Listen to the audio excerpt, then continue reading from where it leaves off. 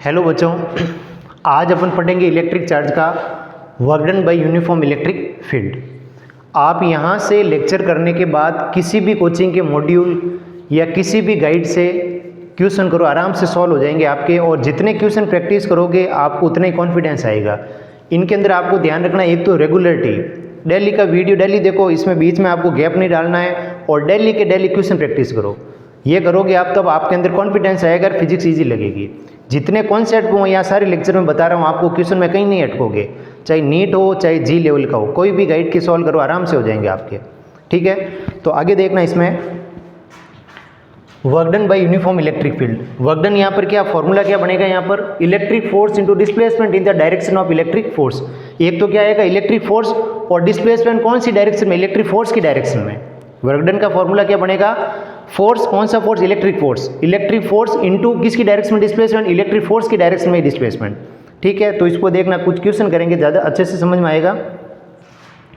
यहाँ पर दे रखा है किसी चार्ज क्यू को मैं इस पॉइंट से यहाँ तक लेके जा रहा हूँ।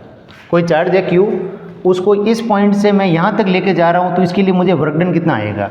तो अभी मैंने फॉर्मूला बताया था वर्क डन का, इलेक्ट्रिक फोर्स और डिस्प्लेसमेंट किसकी डायरेक्शन में, इलेक्ट्रिक फोर्स की डायरेक्शन में डिस्प्लेसमेंट। तो वो जो अभी फॉर्मूला बताया इस क्वेश्चन से आपको ज़्यादा समझ में आएगा अच्छे से। तो देखना, इलेक्ट्रिक फोर्स का फॉर्मूला क्या होता है, मैंने बताया था ई बराबर होता है आपके एफ अपॉन क्यू। तो एफ बराबर हो जाएगा आपके क्यू इंटू ई। ठीक है, तो यहाँ मैं वर्क डन का फॉर्मूला लगा रहा हूँ, electric force into displacement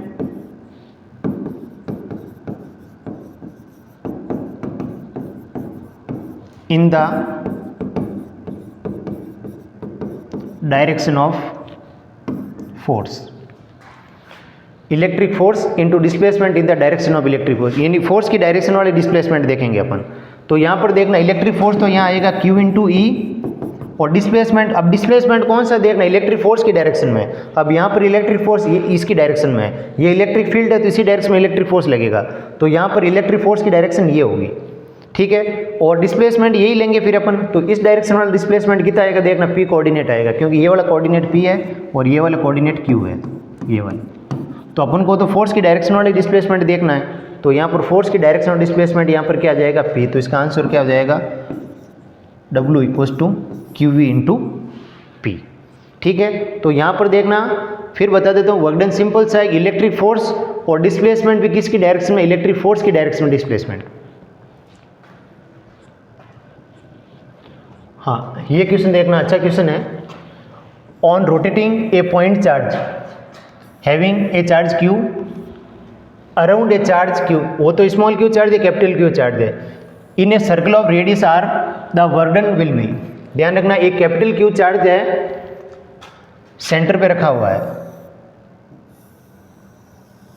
capital Q charge आपके सेंटर पे रखा हुआ है, और स्मॉल क्यू चार्ज है वो इसके अराउंड सर्कुलर मोशन में है, ये इस तरह से सर्कुलर मोशन कर रहा है। ठीक है, कैपिटल क्यू चार्ज या सेंटर पे रखा हुआ है, और स्मॉल क्यू चार्ज है वो इसके अराउंड सर्कुलर मोशन में है।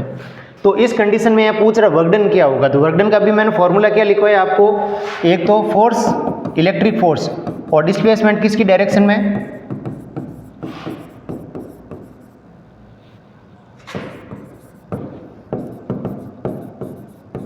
In the direction of electric force. तो यहाँ पर देखना, पहले तो इन दोनों के बीच में जो इलेक्ट्रिक फोर्स लग रहा है उसकी डायरेक्शन ये है। ध्यान रखना, इन दोनों चार्जों के बीच के अंदर जो इलेक्ट्रिक फोर्स लग रहा है उसकी डायरेक्शन अलग है।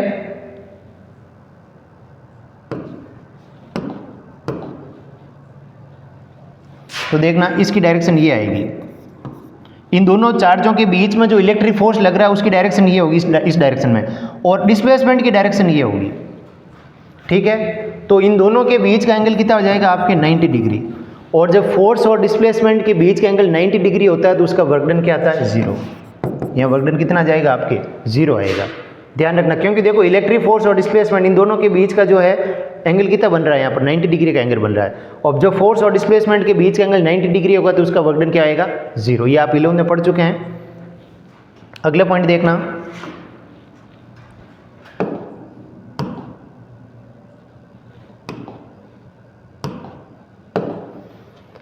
Find orbital velocity so that it will move circular motion as so. देखना यहाँ पर ये कह रहा है ये capital Q charge small Q charge इसके अराउंड सर्कुलर मोशन में है, ठीक है। तो यहाँ पर इसकी ऑर्बिटल की वेलोसिटी क्या होगी वो अपन को फाइंड आउट करनी है। तो इसमें देखना यहाँ पर इन दोनों के बीच में जो इलेक्ट्रिक फोर्स लग रहा है इन दोनों चार्जों के बीच में, वो ही इसको यहाँ पर क्या प्रोवाइड करेगा, सेंट्रीपिटल फोर्स। ध्यान रखना यहाँ पर इन दोनों के बीच के अंदर जो इलेक्ट्रिक फोर्स लग रहा है वो इलेक्ट्रिक फोर्स ही इसको सेंट्रीपिटल फोर्स प्रोवाइड करेगा। कोई भी पार्टिकल सब सर्कुलर मोशन में होता है तो उसमें कौन सा फोर्स होता है, सेंट्रीपिटल फोर्स। कोई भी पार्टिकल जब सर्कुलर मोशन में होता है तो उसमें सेंट्रीपिटल फोर्स लगता है, ये आप 11th में पढ़ चुके हैं, ठीक है। तो यहाँ पर स्मॉल क्यू चार्ज और कैपिटल क्यू चार्ज के अराउंड क्या सर्कुलर मोशन में है, और जब कोई भी पार्टिकल सर्कुलर मोशन में होता है तो उसमें सेंट्रीपिटल फोर्स होता है। तो यहाँ पर सेंट्रीपिटल फोर्स मिला किससे, इलेक्ट्रिक फोर्स से मिला है। तो ये जो स्मॉल क्यू चार्ज है इसके अराउंड सर्कुलर मोशन में है, इसको जो सेंट्रीपिटल फोर्स है वो किसके द्वारा मिला, इलेक्ट्रिक फोर्स के द्वारा मिला है। तो इलेक्ट्रिक फोर्स यहाँ पर क्या आ जाएगा आपके, के capital Q small Q upon radius है r square equals to mv square upon r। ये कॉन्सेप्ट ध्यान रखना, कोई भी पार्टिकल सर्कुलर मोशन में होता है तो उसमें सेंट्रीपिटल फोर्स होता है, ये 11th पे दिया हुआ अच्छे से। तो अब यहाँ पर सेंट्रीपिटल फोर्स दिया किसने, इलेक्ट्रिक फोर्स ने दिया है। समझ के, दोनों चार्जों के बीच में जो इलेक्ट्रिक फोर्स लग रहा है उसी ने इसको सेंट्रीपिटल फोर्स प्रोवाइड किया है। तो यहाँ पर इन दोनों के बीच का जो सेंट्रीपिटल फोर्स लगेगा mv स्क्वायर अपॉन r किसके इक्वल होगा, इलेक्ट्रिक फोर्स के इक्वल होगा। तो अब देखना यहाँ पर एक r से एक r ये कैंसिल हो जाएगा, तो v स्क्वायर इक्वल्स टू आपके आ जाएगा k capital Q small Q upon m, ठीक है। m नीचे डिवाइड में आ जाएगा तो v इक्वल्स टू आपके आ जाएगा रूट का k capital Q small Q upon m। ये इलेक्ट्रिक फोर्स, सॉरी ये वेलोसिटी आएगी, ऑर्बिटल वेलोसिटी, ये इसकी ऑर्बिटल वेलोसिटी आएगी। क्योंकि यहाँ पर इलेक्ट्रिक फोर्स है वही सेंट्रीपिटल फोर्स को प्रोवाइड करेगा, तो mv स्क्वायर अपॉन r आ गया। इलेक्ट्रिक फोर्स कितना लगेगा, k capital Q small Q upon r square, Coulomb's law के according. mv square upon r, एक r से एक r आपके यहाँ कैंसिल हो गया, ठीक है। तो यहाँ पर क्या जाएगा, v square equals to k Q, एक में नीचे r भी आएगा, स्मॉल r ये भी आएगा यहाँ। तो यहाँ से क्या आ जाएगा, v square equals to k capital Q small Q upon m into r, तो ये रूट के अंदर ही आ जाएगा, इतनी वेलोसिटी आएगी ऑर्बिटल वेलोसिटी, ठीक है। अगला पॉइंट देखना,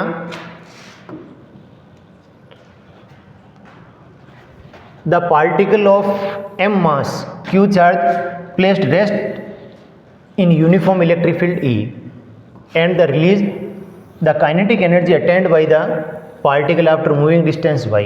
बहुत अच्छा क्वेश्चन है।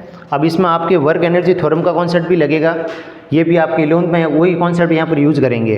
वर्क एनर्जी थ्योरम क्या कहती है, नेट वर्क डन जो होता है, ध्यान रखना, नेट वर्क डन जो होता है वो चेंज इन काइनेटिक एनर्जी के इक्वल होता है। Net work done change in kinetic energy, ये ध्यान रखना, या W नेट लिख देता हूँ। नेट वर्क डन होगा वो किसके इक्वल होगा, आपके चेंज इन काइनेटिक एनर्जी। इस कॉन्सेप्ट का यूज करूँगा मैं यहाँ पर। जो भी टोटल वर्क डन होगा वो चेंज इन काइनेटिक एनर्जी के इक्वल होगा। वर्क एनर्जी थ्योरम 11th पे टॉपिक है, उसी का कॉन्सेप्ट यूज करेंगे इसमें, ठीक है। तो यहाँ पर अब दिया हुआ क्या इसमें, the particle of m mass q charge placed rest, initial rest पर, यानी इनिशियल वेलोसिटी u 0 होगी। रेस्ट पर होता है तो इनिशियल वेलोसिटी 0 होती है, और इनिशियल काइनेटिक एनर्जी भी 0 होगी। The particle of m mass q charge placed rest in uniform electric field E and the release the kinetic energy attend by the particle after moving distance y is. जब ये y distance travel करेगा तो उसमें कितनी kinetic energy gain करेगा ये बताना अपने को। तो अपन क्या करते हैं, देखो मैंने बताया था यहाँ पर इस चेंज इन काइनेटिक एनर्जी को जो नेट वर्क डन, तो इधर में इसमें देखना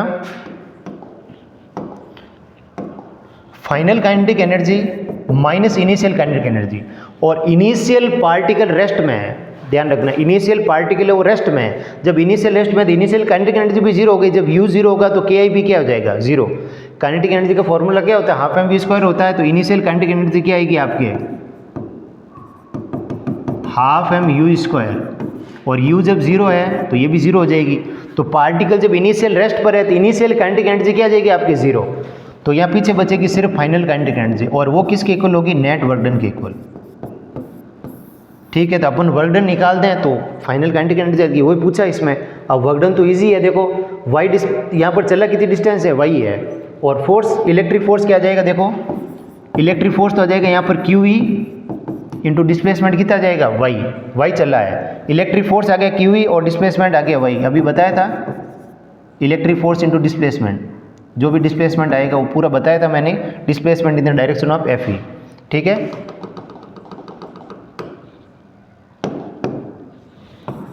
तो यहाँ पर वर्क डन कितना आ गया क्यू ई इंटू वाई। अब मैं यहाँ वर्क डन लिख दूंगा, net work done, sorry work done की वैल्यू लिख देंगे Q E into Y equals to final kinetic energy. अब अपन इसके द्वारा फाइनल वेलोसिटी भी निकाल सकते हैं हाफ mv² का यूज़ करके। अगर यहाँ फाइनल वेलोसिटी भी पूछ ले, ये तो फाइनल काइनेटिक एनर्जी पूछी है, अगर पूछ ले फाइनल वेलोसिटी क्या होगी तो वो भी फाइंड आउट कर सकते हैं। इसकी एफ की जगह क्या लिख देंगे अपन, Q into Y equals to half mv²।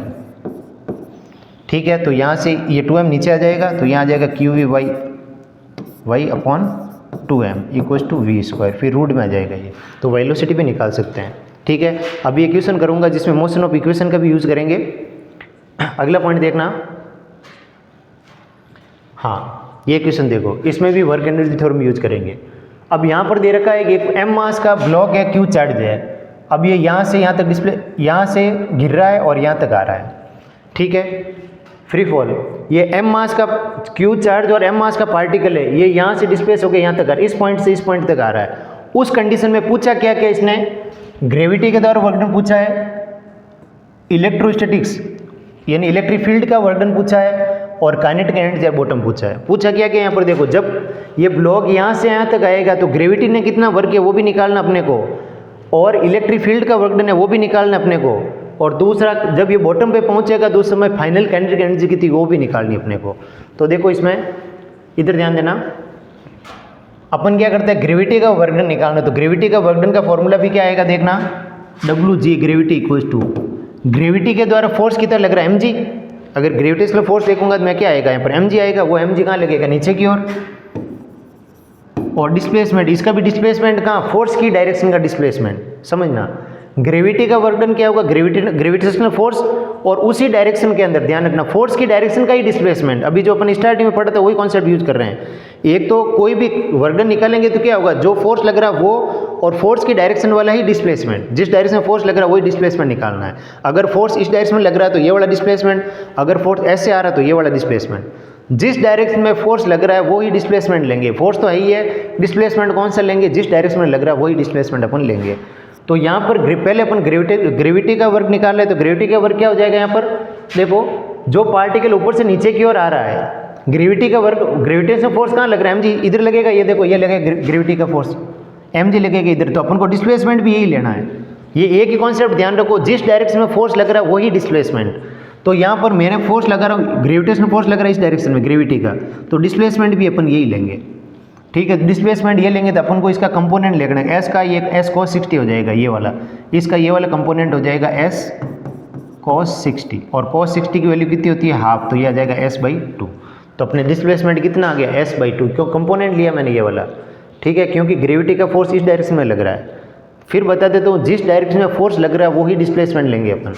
तो यहाँ पर ये जो s आ रहा है इसका ये वाला डिस्प्लेसमेंट लेंगे ये, तो s cos 60 s/2 आ जाएगा। तो यहाँ ग्रेविटी का वर्क आ गया आपके mg s/2, ग्रेविटी का वर्क कितना आ गया mg s/2। ठीक इसी तरह इलेक्ट्रिक फील्ड का भी वर्क निकालेंगे अपन, तो देखना इलेक्ट्रिक फील्ड का वर्क इसी तरह निकल जाएगा, WE equals to electric force कितना लग रहा है यहाँ पर QE। अब इलेक्ट्रिक फोर्स की डायरेक्शन देखो यहाँ दे रखी है QE इसी डायरेक्शन में, अगर यहाँ लगता तो मैं इस डायरेक्शन में लेता, क्वेश्चन में दे रखी इलेक्ट्रिक फील्ड की डायरेक्शन। अब यहाँ पर भी पहले तो इलेक्ट्रिक फोर्स कितना लग रहा है QE, इलेक्ट्रिक फोर्स आ गया QE, और जिस डायरेक्शन में इलेक्ट्रिक फोर्स लग रहा है उसी डायरेक्शन की डिस्प्लेसमेंट, जिस डायरेक्शन में इलेक्ट्रिक फोर्स लग रहा है उसी डायरेक्शन की डिस्प्लेसमेंट। तो यहाँ पर देखो इलेक्ट्रिक फोर्स इस डायरेक्शन में लग रहा है, तो ये डिस्प्लेसमेंट भी इसी का भी यही लेंगे, तो इसका डिस्प्लेसमेंट अपने s/2 आया था वो यहाँ आ जाएगा s/2। तो इलेक्ट्रो के द्वारा वर्क क्या हो गया, इलेक्ट्रिक फील्ड का work then QE s/2। Simple सा है, जो फोर्स है वो और उसी फोर्स की डायरेक्शन वाला डिस्प्लेसमेंट, वही डिस्प्लेसमेंट लेंगे। मैंने यहाँ पर देखो ग्रेविटी का फोर्स हमेशा कहाँ लगता है, इस डायरेक्शन में लगता है नीचे की ओर, ग्रेविटी का फोर्स नीचे की ओर लग रहा है तो इसी डायरेक्शन का डिस्प्लेसमेंट। अब वो यहाँ पर डिस्प्लेसमेंट एस ये दे रखा है, मैं इसका कंपोनेंट ले लूँगा, ये अपन को तो ये डिस्प्लेसमेंट चाहिए तो इसका ये कंपोनेंट ले लिया, और ये कंपोनेंट कितना आएगा एस कॉस 60, s/2 आ गया। इलेक्ट्रो का वर्क, तो इलेक्ट्रो फील्ड किस डायरेक्शन में लग रहा है, इस डायरेक्शन में लग रहा है, इलेक्ट्रिक फील्ड इसी डायरेक्शन में लग रहा है, तो इस डायरेक्शन का डिस्प्लेसमेंट लेंगे, इलेक्ट्रिक फील्ड भी इसी डायरेक्शन में लग रहा है, डिस्प्लेसमेंट भी यही लेंगे। तो यहाँ पर QE इलेक्ट्रिक फोर्स कितना लग रहा है, QE इंटू डिस्प्लेसमेंट s/2 आ गया, तो QE s/2 आ गया। अब देखो लास्ट वाला पूछा काइनेटिक एनर्जी एट बॉटम। अभी मैंने वर्क एनर्जी थ्योरम बताई थी आपको। वर्क एनर्जी थ्योरम क्या कहती है, नेट वर्क डन किसके इक्वल होता है, चेंज इन काइनेटिक एनर्जी। तो देखना net work done in change in kinetic energy. तो यहाँ पर अपन अब अगला पॉइंट इसका देखेंगे काइनेटिक एनर्जी का। तो मैं तो यहाँ लिख दूंगा net work done equals to change in kinetic energy.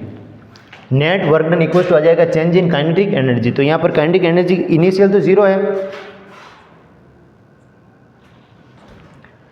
तो देखना अब जब पार्टिकल इनिशियल रेस्ट पर है, ध्यान रखना ये पार्टिकल इनिशियल रेस्ट पर है, इसका U 0 है, तो काइनेटिक एनर्जी के लिए क्या आ जाएगा K final minus K initial. Initial हो गई 0 और अपन को ये पूछिए जब पार्टिकल यहाँ पर आ जाएगा तब फाइनल काइनेटिक एनर्जी कितनी होगी। जब पार्टिकल बॉटम पे आएगा तब फाइनल काइनेटिक एनर्जी कितनी होगी ये बतानी अपने को। तो देखना इनिशियल तो हो गई 0, क्योंकि ऊपर इनिशियल 0 दिए तो हो जाएगी 0, पीछे बचेगी फाइनल काइनेटिक एनर्जी। वो किसके इक्वल होगी, net work done. Net work done in दोनों को ऐड करेंगे और ये दोनों एक ही डायरेक्शन में लग रहे हैं, इस कारण ऐड कर रहे हैं, ये दोनों एक ही डायरेक्शन में लग रहे हैं, तो दोनों नेट वर्क डन क्या आ जाएगा QE S/2 plus mg S/2।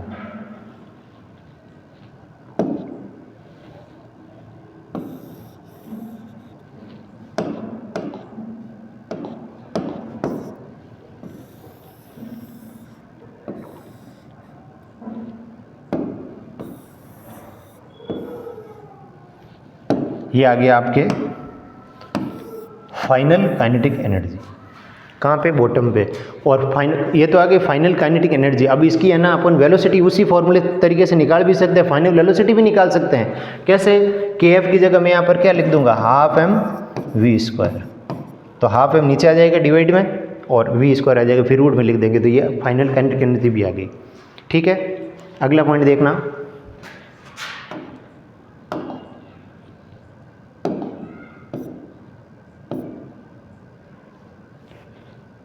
एक अच्छा क्वेश्चन है ये। Electron of mass m charge cues accelerated from rest. Accelerated from rest का मतलब इसकी इनिशियल वेलोसिटी कितनी है, 0। जब कोई पार्टिकल इनिशियल रेस्ट पर होता है U 0 होता है। In uniform electric field E the velocity acquired by travel a distance of L is. यहाँ पर समझना क्वेश्चन को, an electron of mass m charge cues accelerated from rest in a uniform electric field E the velocity acquired by travel a distance of L। यानी जब ये L distance travel करेगा उस समय कितनी वेलोसिटी एक्वायर करेगा। Electric field है, इस इलेक्ट्रिक फील्ड के कारण कोई पार्टिकल है Q चार्ज का, इलेक्ट्रिक फील्ड में Q चार्ज है, मूव कर रहा है, इनिशियल रेस्ट पर है, वो चल रहा है। Q charge particle initial rest पर है, इलेक्ट्रिक फील्ड के अंदर मूव कर रहा है। ठीक है, अब ये कह रहा है जब ये L डिस्टेंस चलेगा, ध्यान रखना जब ये L डिस्टेंस चलेगा तब इसकी वेलोसिटी कितनी होगी।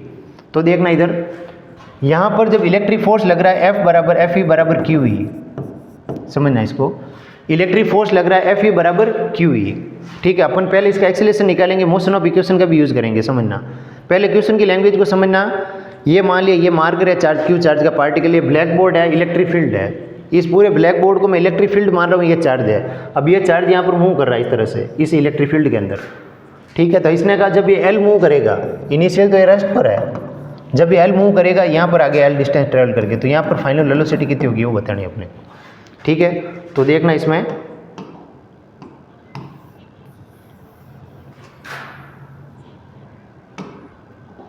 इलेक्ट्रिक फोर्स कितना लग रहा है QE। अब यहाँ पर जब वेलोसिटी की बात होगी तो अपन एक्सीलरेशन भी निकालेंगे। तो एक्सीलरेशन के लिए देखना F इक्वल्स टू अपन यहाँ पर ma भी लिखेंगे, F इक्वल्स टू यहाँ पर एक और फॉर्मूला लिख देंगे ma equals to QE। Force जो होता है, फोर्स का एक और फॉर्मूला होता है F बराबर ma होता है, आपने 11th में पढ़ा होगा। तो इसको मैं और लिख रहा हूँ Fe बराबर ma, इधर से लिख रहा मैंने QE। अब यहाँ देखना तो A किसके इक्वल आ जाएगा, यहाँ आपके एक्सीलरेशन कितना आ जाएगा QE अपॉन m। ध्यान रखना यहाँ पर पार्टिकल किसके कारण चल रहा है, इलेक्ट्रिक फोर्स के कारण चल रहा है। तो इलेक्ट्रिक फोर्स का फॉर्मूला एक तो हो गया Fe बराबर QE, एक हो जाएगा F बराबर ma के अकॉर्डिंग, Fe बराबर ma। एक आपने ये फॉर्मूला पढ़ा होगा छोटी क्लास 11th के अंदर, F बराबर ma। ये जब कोई फोर्स लगता है तो पार्टिकल मूव करता है तो उसके लिए एक्सीलरेशन निकालना है, F इक्वल टू ma लगाते हैं अपन। और यहाँ पर एक और फॉर्मूला Fe बराबर क्या है, QE। दोनों एक ही चीज़ है, Fe और F ये एक ही बात है। तो मैं इसके द्वारा यहाँ पर देखो इलेक्ट्रिक फोर्स लग रहा है Fe बराबर QE, मैं इसकी जगह और लिख रहा हूँ ma। तो यहाँ से एक्सीलरेशन आपके कितना आ गया, QE अपॉन m। अब देखना जब QE अपॉन m आ गया अपने पास, तो अब मैं क्या करूँगा इसमें मोशन ऑफ इक्वेशन, आपको third equation v square equals to u square plus, क्योंकि अपन को निकालने के फाइनल वेलोसिटी डिस्प्लेसमेंट दे रखा है, v स्क्वायर बराबर u स्क्वायर प्लस 2as। समझना, v स्क्वायर बराबर u स्क्वायर प्लस 2as। देखो फाइनल वेलोसिटी निकालनी, इनिशियल जीरो मैंने पहले बता दी थी। तो यहाँ पर क्या आ जाएगा, v square equals to 0 plus 2 into acceleration कितना है अपने QE अपॉन m, और डिस्प्लेसमेंट कितना आ रहा है यहाँ पर L, डिस्प्लेसमेंट दे रखा है L, डिस्टेंस चलता है ये वाला, ये लगा दिया मैंने L। तो यहाँ से v कितना आ जाएगा आपके √2 QE upon m into L। Net final velocity इसकी आ गई 2 QE m इंटू L। तो आपको समझ लेना, इसमें इलेक्ट्रिक फोर्स लग रहा है QE और एक एक्सीलरेशन आएगा तो वो फॉर्मूला भी लगाएंगे m में। तो यहाँ से एक्सीलरेशन आपके आ गया QE अपॉन m। फिर थर्ड इक्वेशन लगवाई मैंने मोशन की, v square equal to u square plus 2as। तो यहाँ से क्या आ गया, v स्क्वायर आपके 2 इंटू a की वैल्यू कितनी यहाँ पर QE upon m into L है। तो यहाँ से v इक्वल टू क्या आ जाएगा √2 QE L अपॉन m। ये फाइनल वेलोसिटी आ जाएगी पार्टिकल की। इसको वर्क एनर्जी थ्योरम से भी आप कर सकते हैं।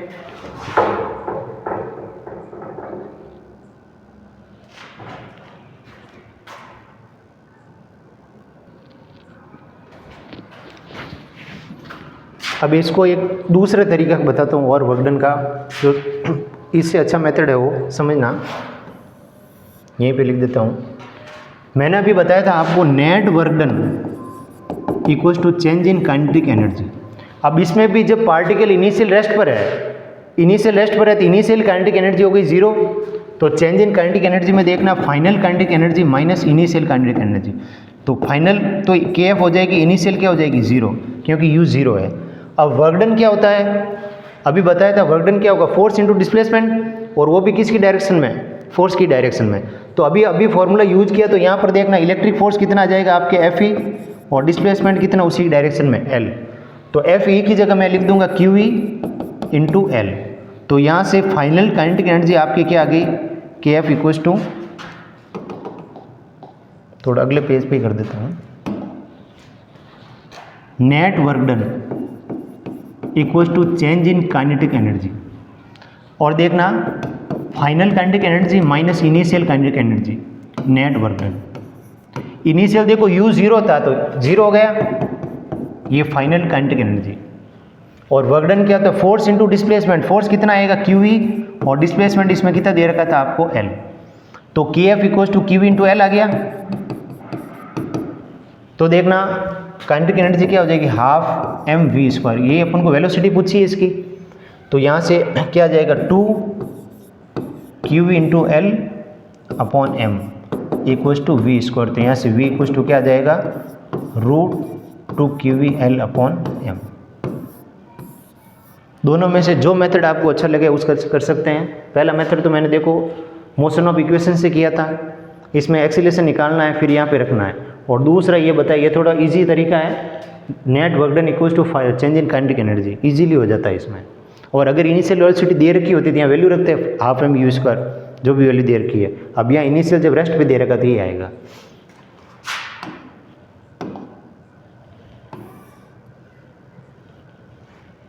अगला पॉइंट देखना नेक्स्ट,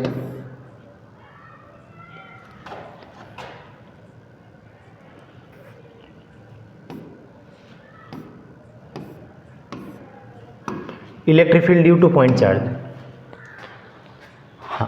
ये कोई पॉइंट चार्ज है Q, इसके कारण इस P पॉइंट पे इलेक्ट्रिक फील्ड निकालना है। हेडिंग है electric field due two point charge. ये जो पॉइंट Q चार्ज दे रखा है, इसके कारण इस पॉइंट पे अपन को इलेक्ट्रिक फील्ड फाइंड आउट करना है।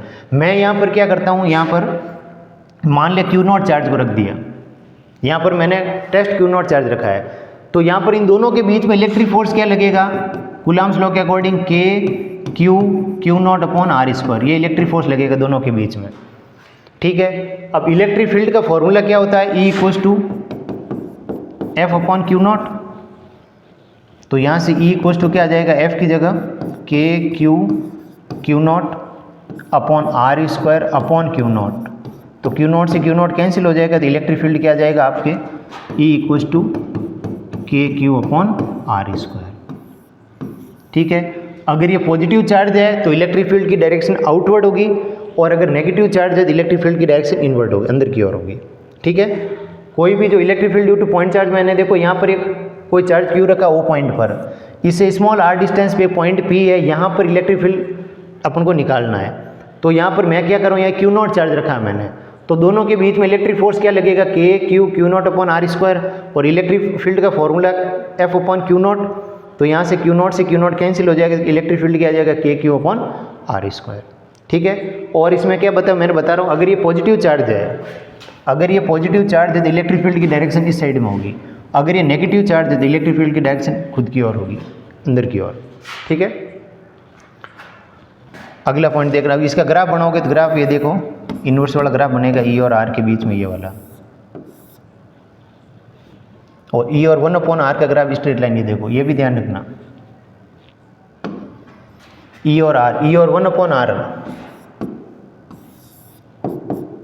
1 अपॉन आर स्क्वायर, इसका ग्राफ सीधा स्ट्रेट लाइन बनेगा।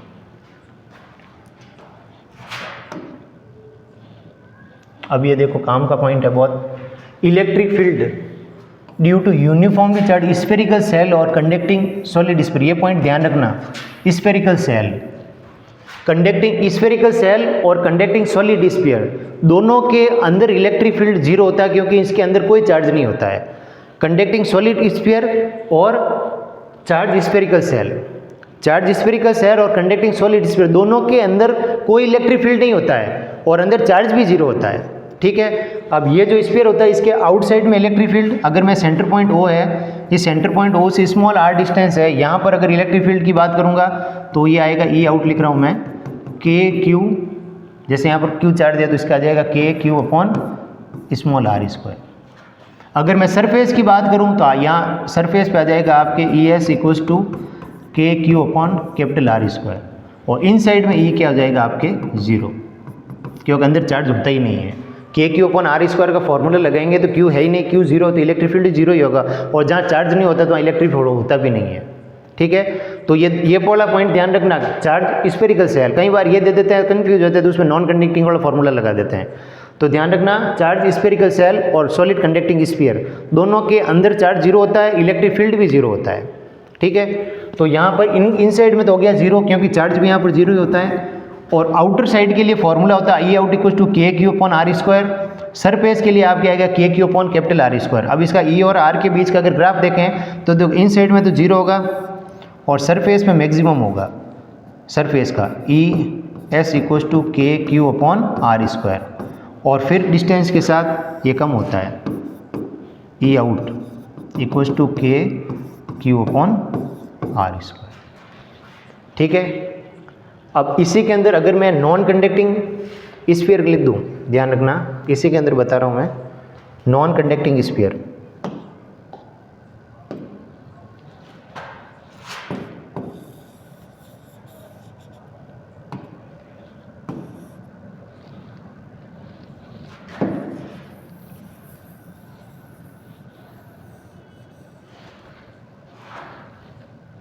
ये नॉन कंडक्टिंग स्फीयर,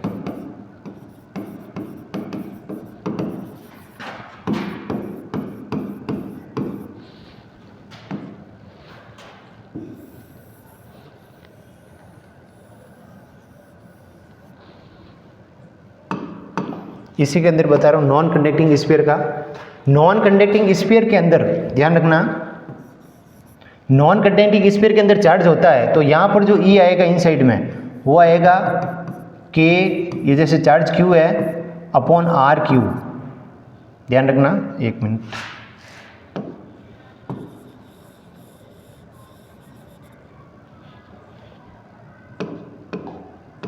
हाँ, इसमें देखना आउटर साइड में तो वही रहेगा k q upon r square, surface पे भी वही रहेगा k q upon capital. Inside के अंदर चार्ज होता है वो आएगा आपके ई इन इक्वल्स टू के q upon capital are cube into small are.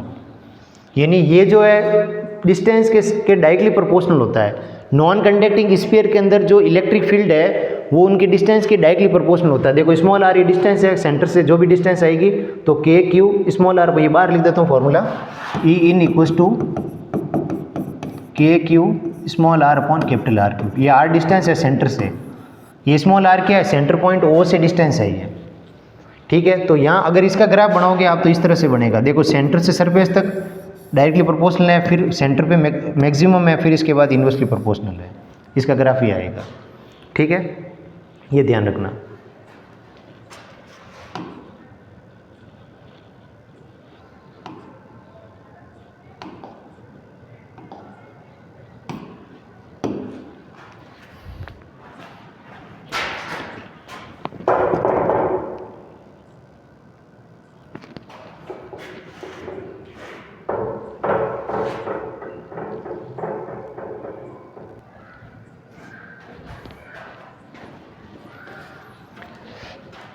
एक क्वेश्चन है, देखना,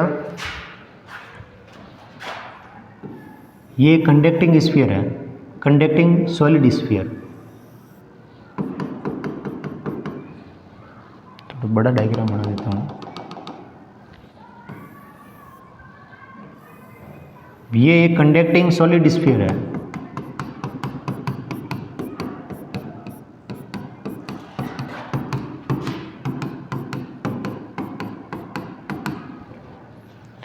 अब इस क्वेश्चन में ये पूछा है अगर इसको इस पार्ट से कट कर दें, यहाँ से डॉटेड लाइन बना रहा हूँ, यहाँ से इसको कट कर रहे हैं, इसका ये पॉइंट है P, ये कंडक्टिंग स्फीयर है, कौन सा, सॉलिड कंडक्टिंग स्फीयर, ठीक है। इसको इस यहाँ डॉटेड लाइन के अकॉर्डिंग यहाँ से कट कर रहे हैं, ठीक है। ये जो अपर वाला पोर्शन है, ये वाला पोर्शन मैं ले रहा हूँ P, सॉरी ये वाला पूरा कटा ऊपर वाला पोर्शन A ले रहा हूँ, नीचे वाला पोर्शन में B ले रहा हूँ, ठीक है। इस स्फीयर को इस डॉटेड लाइन के अकॉर्डिंग कट किया गया है, ठीक है। कट करने के बाद जो ऊपर वाला पोर्शन को मैं A मान रहा हूँ, नीचे वाले पोर्शन को मैं B मान रहा हूँ। ऊपर वाले पोर्शन के कारण इलेक्ट्रिक फील्ड की डायरेक्शन नीचे की ओर होगी, वो आ रही है E1, और नीचे वाले के कारण इलेक्ट्रिक फील्ड की डायरेक्शन आ रही है E2, ठीक है। ऊपर वाला पोर्शन है ना कटा हुआ, इस पोर्शन के कारण इलेक्ट्रिक फील्ड है वो E1 नीचे की ओर लग रहा है, मतलब E1 है, और बाकी वाले पोर्शन के कारण इलेक्ट्रिक फील्ड ऊपर की ओर लग रहा है, वो लग रहा है E2 है। अब इस क्वेश्चन में ये पूछा है क्या क्या E1 जो है वो E2 के इक्वल है, या E1 E2 से ज़्यादा है। C पूछ रहा है E1 है E2 से लेस देन है, या D पूछ रहा है नन।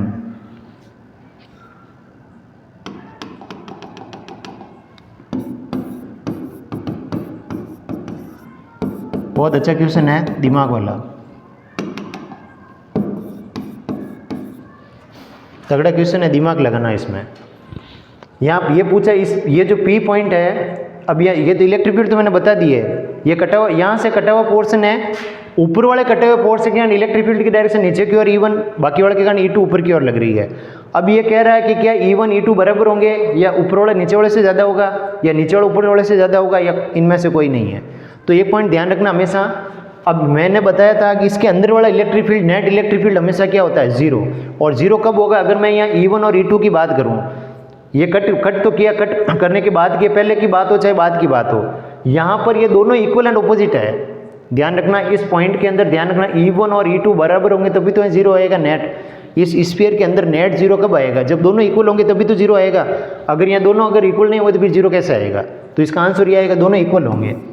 किसी भी पॉइंट के अंदर वाले किसी भी पॉइंट में मैं देखूंगा ना तो हमेशा E1 कोई भी नेट इलेक्ट्रिक फील्ड जीरो आएगा, ई नेट जीरो आएगा इसके अंदर। ये हमेशा ध्यान रखना, नेट इलेक्ट्रिक फील्ड जीरो आएगा, क्योंकि एक दूसरे को काट देते हैं ये। आपको ये लग रहा है कि भाई ये नीचे वाला पोर्शन ज़्यादा है, ये वाला पोर्शन ज़्यादा है जिसका इलेक्ट्रिक फील्ड ज़्यादा होगा, ऊपर वाला का कम। ऐसा नहीं होता है। यहाँ ये इस चार्ज के कारण यहाँ डिस्टेंस कम है। Electric field direction, electric field का फॉर्मूला मैंने क्या बताया था, KQ/R²। अब यहाँ पर ये डिस्टेंस कम है तो डिस्टेंस कम होगी, इलेक्ट्रिक फील्ड ज़्यादा लगेगा। अब इनके डिस्टेंस ज़्यादा है तो इलेक्ट्रिक फील्ड क्या लगेगा, कम, लेकिन एडजस्ट हो जाएंगे। भाई इतना सारा चार्ज है, इन सारे चार्जेस की डिस्टेंस ज़्यादा है, तो डिस्टेंस ज़्यादा इलेक्ट्रिक फील्ड कम लगेगा, यहाँ डिस्टेंस कम है तो इलेक्ट्रिक फील्ड ज़्यादा लगे, दोनों एडजस्ट हो जाएंगे, नेट इलेक्ट्रिक फील्ड क्या जाएगा 0। डिस्टेंस के कारण इलेक्ट्रिक फील्ड एडजस्ट हो जाएगा, यहाँ पर जहाँ डिस्टेंस ज़्यादा है वहाँ कम हो जाएगा, कम है ज़्यादा है, दोनों के अंदर जो कैलकुलेशन होगी इसके इक्वल हो जाएगा। तो यहाँ इसके अंदर नेट इलेक्ट्रिक फील्ड क्या आएगा 0। जीरो का मतलब मैं ये क्या देखता हूँ, ऊपर वाले का जो इलेक्ट्रिक फील्ड E1 है इस डायरेक्शन में, नीचे वाला का ऊपर की ओर है, दोनों इलेक्ट्रिक फील्ड ऑपोजिट हो गए। एक का इलेक्ट्रिक फील्ड ये, एक का इलेक्ट्रिक फील्ड ये, दोनों ऑपोजिट हो गए और नेट 0 करना है। दो इलेक्ट्रिक फील्ड ऑपोजिट है, नेट 0 करना, कब नेट 0 का मतलब क्या, दोनों इक्वल होंगे। दो इलेक्ट्रिक फील्ड एक तो एक की डायरेक्शन नीचे की ओर है, एक बाकी वाला डायरेक्शन ऊपर की ओर है, तो दोनों इक्वल एंड ऑपोजिट होंगे, समझ गए, तभी 0 आएगा, नहीं तो 0 नहीं आएगा। तो इसका मतलब दोनों की वैल्यू आंसर क्या आएगा, E1 = E2। ठीक है, अगला नेक्स्ट और आगे तगड़े क्वेश्चन करेंगे हम, लॉजिक भी लगाएंगे, शॉर्ट ट्रिक भी पढ़ेंगे अपन, ताकि कम से कम टाइम आ जाए। जैसे आज मैं बताया था वर्क एनर्जी पावर से किया, तो वो थोड़ा इजी लगा आपको। इस तरह अब आगे वाले जो क्वेश्चन है वो तगड़े क्वेश्चन होंगे और उन क्वेश्चन को अपन शॉर्ट से शॉर्ट तरीके से बताएंगे। कुछ क्वेश्चन ऐसे भी होंगे जिन्हें आपको पेन उठाने की जरूरत नहीं होगी, डायरेक्ट हो जाएंगे अगर आपके कॉन्सेप्ट अच्छे से होंगे। तो एक बार अभी तक जो पढ़ा है एक बार वापस अच्छे से रिवाइज करना, क्योंकि अब थोड़ा सा मैं फास्ट भी चलूँगा और तगड़े तगड़े क्वेश्चन भी करूँगा। अगर ये पीछे वाला पढ़ा हुआ नहीं, थोड़ा आगे समझने में दिक्कत आएगी। और हो सके तो आप 11th का वर्क पावर एनर्जी वाला टॉपिक एक बार पढ़ लो, समझ गए, और NLM की जो इक्वेशन है वो भी पढ़ लो, थोड़ा सा क्वेश्चन करने में आपकी आसानी रहेगी।